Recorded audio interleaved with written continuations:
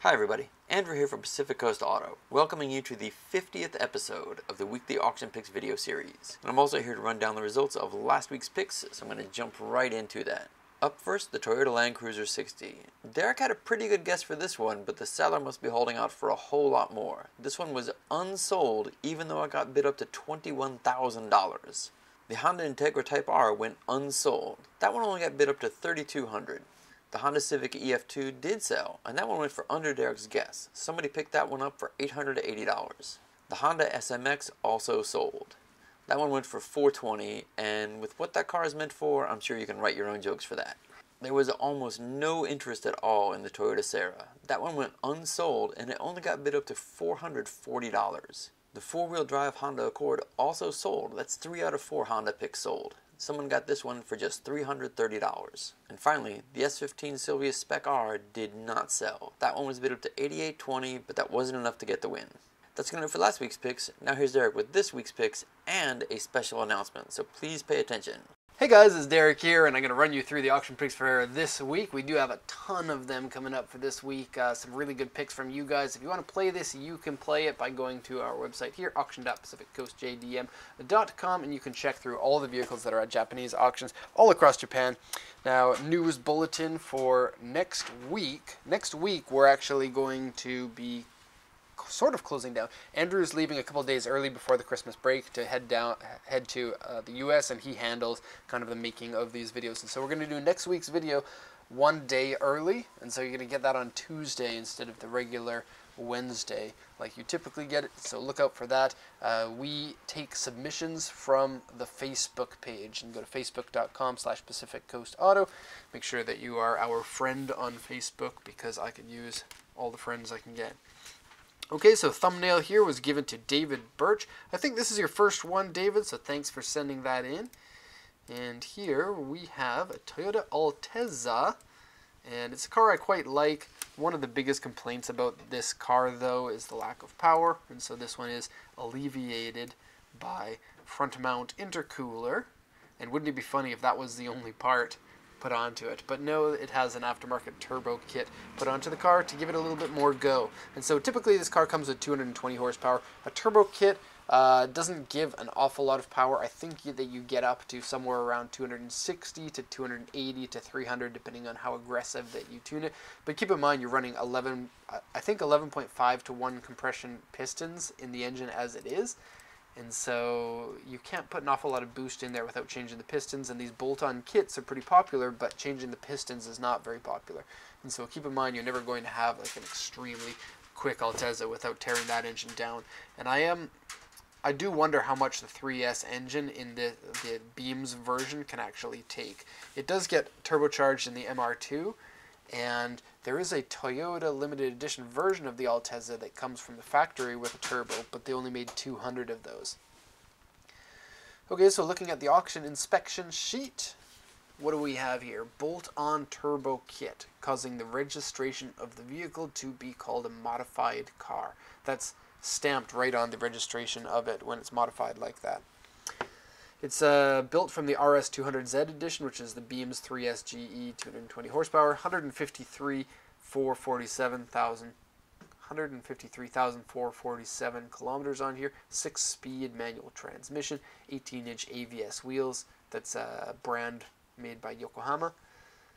Recaro semi-bucket seat, 6-speed manual, lowered car, keyless entry, battery is dead on it. This car doesn't seem like a bad car for us to buy for inventory, but we're kind of full of inventory at the moment. We bought a Land Cruiser, and it was somewhat an accidental purchase. I can probably talk about that a little bit later when it comes in. Anyways, front bumper cracked, which is kind of suck, but not that much suck, especially if there's not too much wrong with the car. Looks like it has repaint marks on it in various places. It is original black, but it looks like wherever there's a W here, that panel has been repainted, and so it could have had an entire full repaint. A3 on the side skirt here, which is a large crack. A large scratch. And then I was reading this, it says crack on the back as I said that. So extra gauges, end panel is dented, left front inner panel is dented, and what is this? Core support has been replaced and a section has been bolted in. Modified exhaust. So condition doesn't seem that bad. It has been in an accident. It's really up to you whether an accident turns you off of a car that much, but this doesn't seem like a really big accident. RA is generally a smaller accident. And the car looks pretty cool. I like the standard spoiler. I like the taillight covers. I probably don't like the exhaust, but with the turbo it might sound better. I find the Beam's 3SGE engine not sounding good with most exhausts that I've driven it with, at least. I think the wheels look good. It's cool. And because of the higher mileage and the turbo kit, we don't know how long that it's been on there. We don't know how much that this car is worn in terms of engine. And so it's hard to put a price on this. That's going to keep the price down.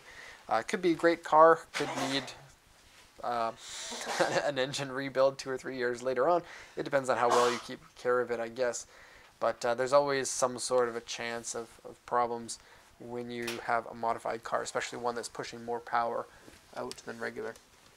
Okay, so for my guess on price, I'm going to guess 380,000 yen onto this one. And onto the next one from Raymond Yu. This one almost made the thumbnail. Oh, we're in a different order here. Okay, so let me just look. Looking down my sheet here. Okay, from Zay Wang, this one here, and it's not the one that I was talking about, so I guess stay tuned for that one. This is a Fiat Uno Turbo Abarth. I'm going to be honest, I don't really know anything about this car, but it's a super mini, it looks awesome, has a wide body kit on it, it's turbocharged, and nowadays the world knows about the Abarth brand name because Fiat 500 Abarth is in America, but for the longest time that was a knowledgeable only to big nerds in the USA and Canada, and then other people who live in Europe, they actually got to see the cars. And so nowadays it has, I think, good brand recognition. The car looks pretty awesome. It's an 80s Italian car, so it's probably not going to hold together all that well. In my experience, a lot of cars of kind of this generation are fairly unreliable, but it's the type of car that is worth it to have unreliability so that you can have something different and something amusing. And I completely agree with the premise that a car doesn't have to be reliable for you to fall in love with it. And this car looks pretty awesome to me. So it's a 1989 Fiat Uno. It has 46,115 kilometers, so having the nice low mileage is a good thing. Original 5-speed manual. It's one owner, purchased from user. I can't read that. Blister fenders, and so I'm guessing that that body kit is not stock on it. The engine doesn't turn on. 46,000 kilometers. Engine doesn't turn on. This is how you know it's not a Japanese car. It has rust on the hood, rust on the roof, and rust on the side here. It's all mild spots of rust. It doesn't seem like it's going to be too bad. And to the right person who really wants something like this, you know, just like me with the Honda City, I knew it was going to be pretty bad rust-wise, but I needed to buy it. And some people just get this feeling like, I need to have some of that in my life. And so exterior has some areas of paint cracks and paint that comes up, like paint bubbles. Underside surface rust and corrosion. Audio and speakers are removed, and then some corrosion right here, as well as the other parts of rust. These over fenders are going to help protect the body against dents, and so that's really nice to have. And front bumper's pretty cool looking. I think all around, really cool looking car. I don't think it's going to sell for a lot, because of the broken engine, of course. It's a 1300cc engine. I wonder how much power that's putting out. I'm guessing it's probably somewhere around 120, because late 80s turbo cars generally didn't have much more than their displacement in power. For example, a 1300 shouldn't have more than 130 horsepower. Sometimes they do, sometimes they don't, but usually not. Okay, so cool steering wheel, like that. Okay, I think this one will sell for 250,000 yen. On to the next one, and we have, this one is a Honda, sent in from Ioanni Esparza. It's a Honda K van that has been modified with front end to look like the Scooby-Doo van, actually, like a Ford Econoline almost, I guess. And then two-tone paint job. It's cool. I picked this one just because of the looks. K vans are not lovely to drive, but they're useful. Lots and lots of room in them. They're light, they're fuel efficient, and 660cc engine, 188,581 kilometers. It's a 2003, auction grade 3.5, interior grade C. And when it comes to the condition here, we have left front inner panel has slight bend or deformation. Core support, same thing. Headliner has been color changed, or like has discolored. Kind of weird. Maybe heavy smoking inside this one, so do be careful about that. Seat ripped and a hole in it. Steering wheel modified, tail lights cracked, underside surface rust. Bumper and tail panel and lights modified. That's the this stuff. I think it's cool looking. It doesn't seem like it's in the best condition. Looks like the body is pretty weak indeed, and so it's gonna be cheap. So I'm gonna guess just 110,000 yen on this one. Okay, next one here is a Mitsubishi, sent in by two people, sent in by Jake Mello. You get the first name on this because, as with the rules, we're only doing one pick per person. Otherwise, it just gets really overwhelming, or somebody's going to take half of the auction picks in 1 week, and we don't want that either. And so this is a Mitsubishi Debonair. It's Mitsubishi's competitor to the Toyota Century or the Nissan President. It's their super luxury get driven around in car. It looks like it's not in the best of condition. You can see some peeling paint and some uneven paint in this door and some damage over here, but all in all, it's a very cool looking car. It kind of looks American-ish, except if you park this next to an era American car of the same generation, it's going to look really funny because these ones they're kind of like 3/4 size of an American car, which for Japanese standards is a very large car, but for the type of styling, it has the styling of a big car, but it's still only kind of like a medium car by American standards. And so in that respect, it's really cool. Fender mirrors on it, chrome bumper, 4 headlights. It's cool looking. White wall tires. Sadly, no interior picture from this auction. I'll just bring those pictures back up. This front one. Here we go. Okay, so this is a 1978. Is that right? Let me just double check. Yeah. 1978 Mitsubishi Debonair. And it's auction rate R. Interior E, exterior E. Yikes. Body has lots of paint damage. P2, P2, P3. Big dents here. Corrosion here. Corrosion here. Yeah. Underside has corrosion. Trunk floor has damage from an accident. It has a star next to the mileage, so that means unknown mileage. It has been in auction before, and it also had unknown mileage at that time, and so they're sending this to auction as an unknown mileage car. What else do we have? Right front door, repair marks. Left front door, repair marks. Underside is dirty. Seat wrinkles, seat dirty. Dashboard cracked, large. Stereo doesn't work on it. Fender mirrors on this car. So it looks like a car that needs to be restored. It's going to run engine-wise. I think a 2.6 liter engine seems pretty small for this type of car, especially compared to like the Nissans and the Toyotas. I think that they did like a V8 already in both of those by this era. And yeah, you can probably find a better one than this one if you're looking for this type of car. But you know, some people like having a car for a project, and that would be the right car for that person. Not going to be popular, not going to be expensive. Probably looking at about 180,000 yen on this one, I would say. Okay, on to the next one. This one's been at auction for a while. So has this car been in auction before? And we can see here that the highest bid when it went unsold was 435,000 yen. Unsold. It says available, but that's just a mistake because the USS auctions are weird and they're like, don't look at our data. Yeah, and so it was at Tokyo, and now it's been moved down to Osaka. It looks like the market in Tokyo wasn't pretty prime for this. The 156 Alfa Romeo, I think, is a good-looking car. It's the competitor to the 3 Series BMW or the C-Class Mercedes. You get a lot more style with this car, but the big difference is it's front-wheel drive compared to the rear-wheel drive of most luxury sports coupes. I think it's a great looking car. It's a great sounding car. And then this one here is the GTA version, which means it's the performance oriented one. It comes with a 3.2 liter engine. I think it's somewhere in the range of about 260-ish horsepower. So it's kind of like an M3 with 2 steps down on the staircase. And so for that, you get M3-ish prices with 2 steps down. And I guess on this one, we're looking at a sales price between... Well, I already guessed for customers, and usually when I guess for customers, I'll give them a range of what I think it will sell for, and it will be a narrow range if I'm confident on the price, and it'll be a wide range if I'm not very confident, or if it's a car that could go either way. Something like this, we know it has gone unsold 3 times, or at least twice, 3 times now. And because of that, the seller is going to hold on to his guns and is not going to let it go for anything less than what he thinks it's worth.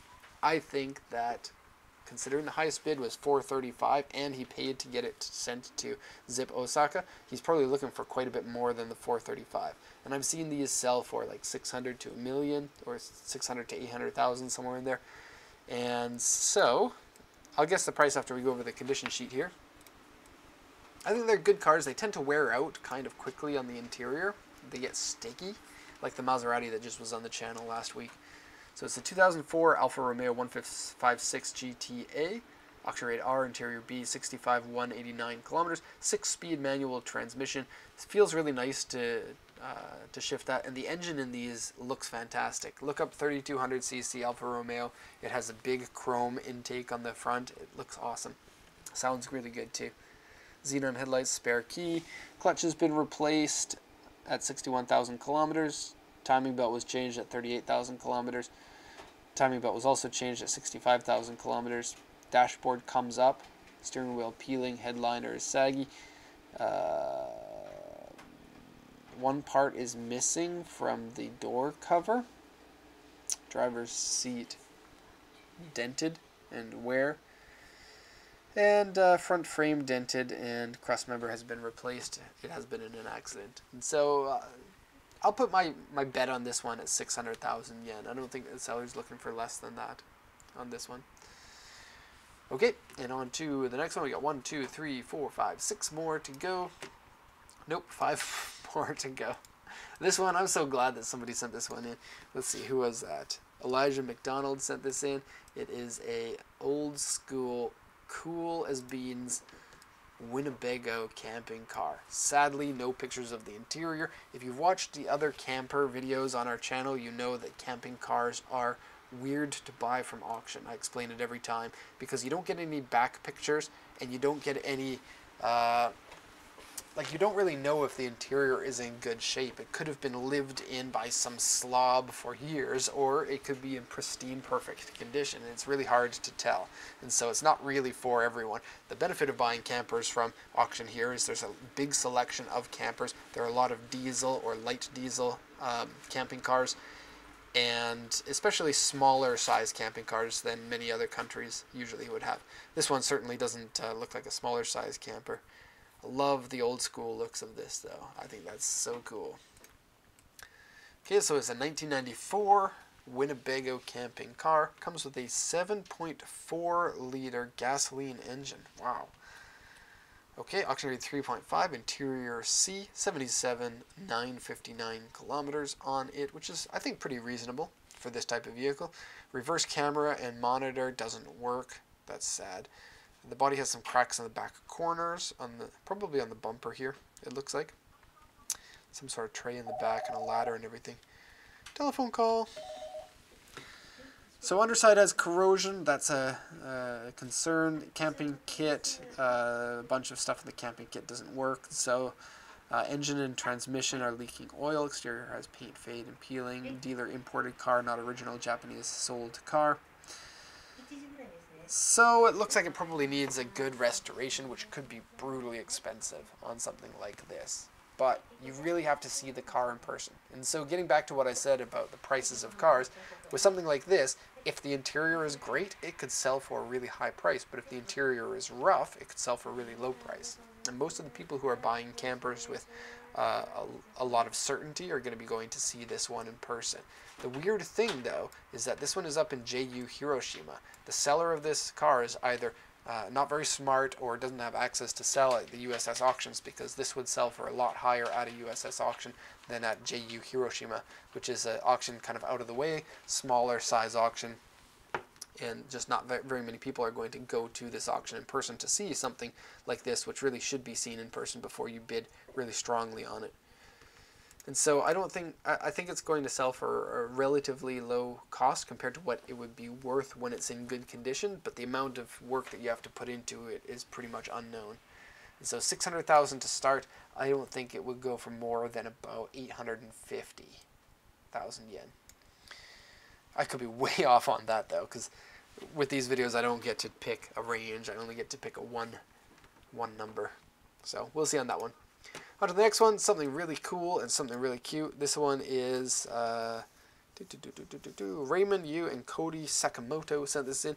It's Mazda Shantae, and it's a car that I'd never heard about until now. There are a lot of 350cc K cars.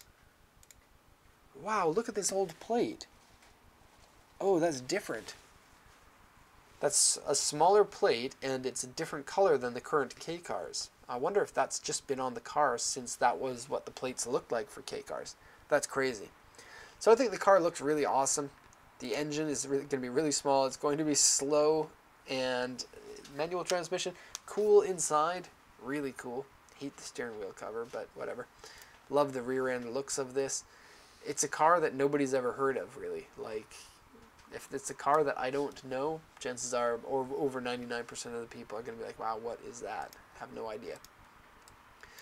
Okay, so 1973 Shantae, 350cc, auction grade R with an interior D, 92,020 kilometers. Unknown mileage, though, because it's a 5-digit odometer.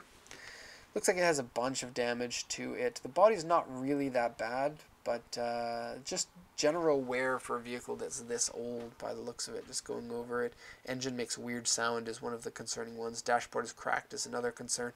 Something like this could be restored, and that's really the only reason that you would get it, I think, is if you intend on putting some money in and restoring it. But then you have to really love the car, because once you put the money in, you're going to spend more on the car than you would ever be able to sell it for.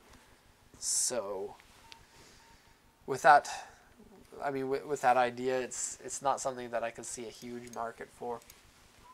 It is really cool, though, and I would love to see it in person, if nothing else. I love the short, stubby front end and the swoopy side here with the styling on the C-pillar. The roof racks just give it a cool look, too. Fender mirrors, circle headlights that are...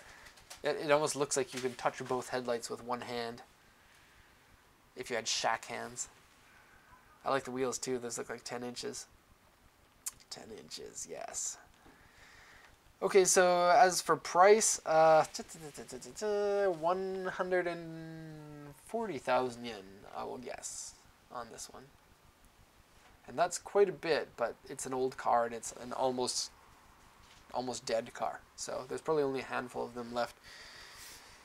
Okay, next one here is, this is the one that almost made the thumbnail, the one I was talking about earlier, that I made you guys wait until, because I don't remember which order that I put them in.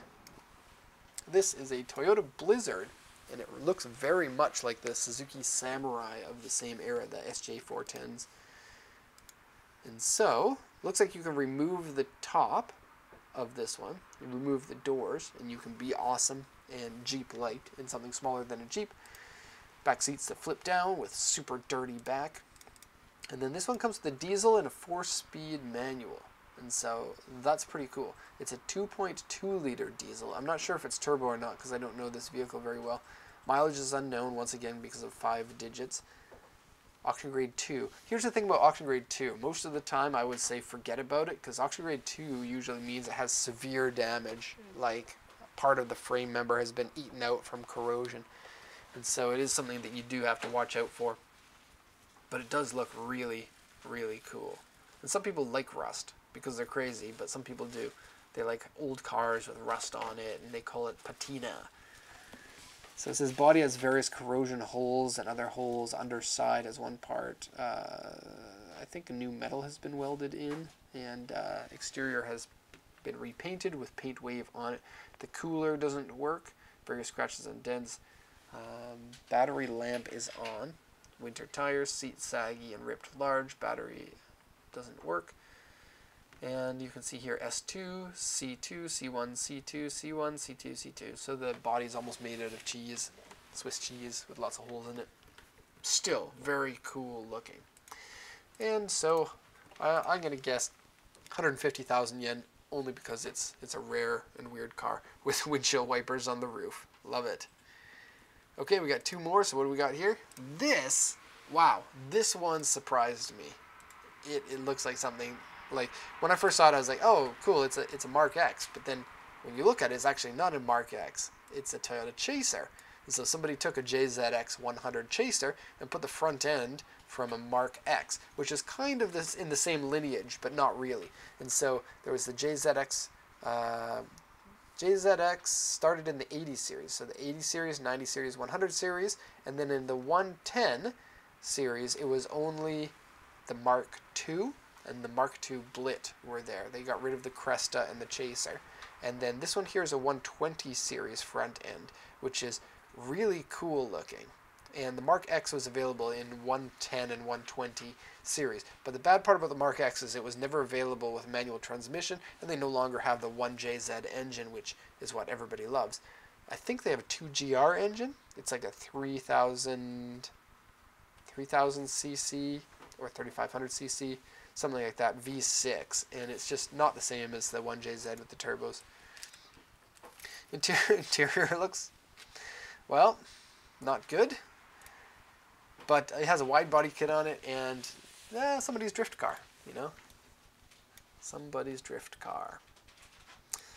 And so it's a no-claim car, completely as is. Basically what you see is what you get. And so good chance that the engine is not running on it. It says the front area has been changed, has various modifications to various aftermarket parts.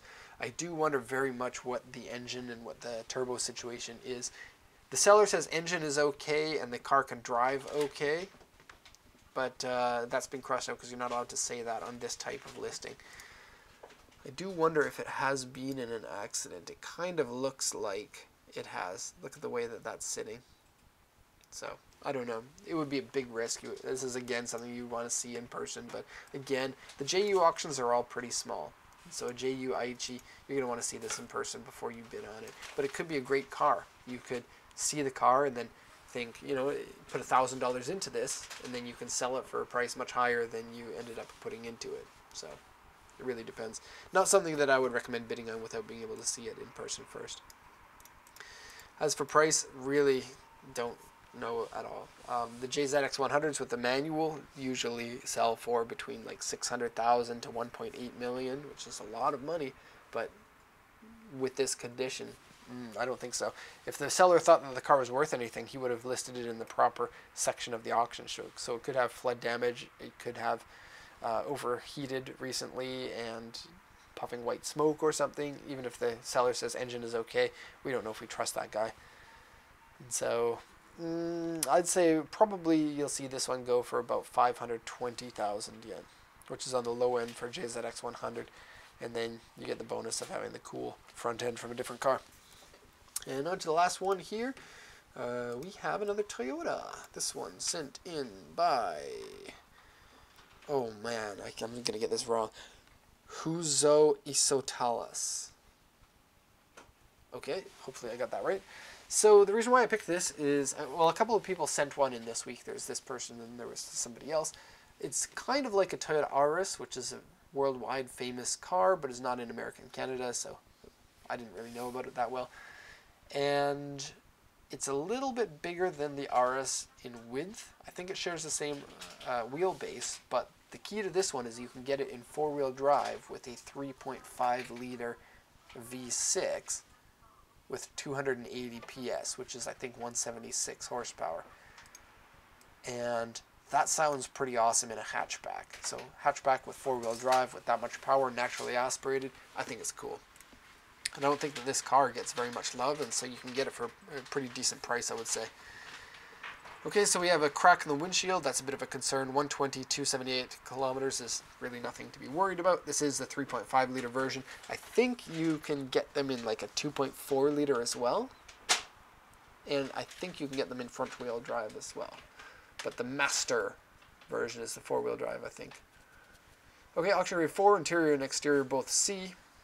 Original HDD Navi, TV, total collection box. Steering wheel has switches on it, discharge headlights. Fog lamps, paddle shift. Paddle shift, that's cool. Yeah, you can't get these with manual transmissions as far as I know. Turn lamp mirrors. I guess signals in the mirrors. Okay, master key and push start on this one. Carpet has a cigarette burn. Door card has slight wear. Interior is dirty. End panel dented. Side mirror scratched. Exterior shallow scratches. Seat small stain. And rear reinforcement has a wrinkle in it, so somebody hit in the back. You can see a B3 here. Let's see if we can see that in the is that the right place? No. B3 is a large dent, and so can't really see it. We can see a scuff down here, and we can see some sort of a damage here. Looks like the reinforcement touched the bumper casing there. But cool car. I think it looks good, and it's just a car that nobody loves. The prices are pretty decent, I would say. And so this one, I would say 270,000. Yeah, will be my guess on this one. And that is it for this week. Next week is going to be the last one for the year, and then we're going to start back up in January again after the break. And so, hope you enjoyed this. See you guys again next week.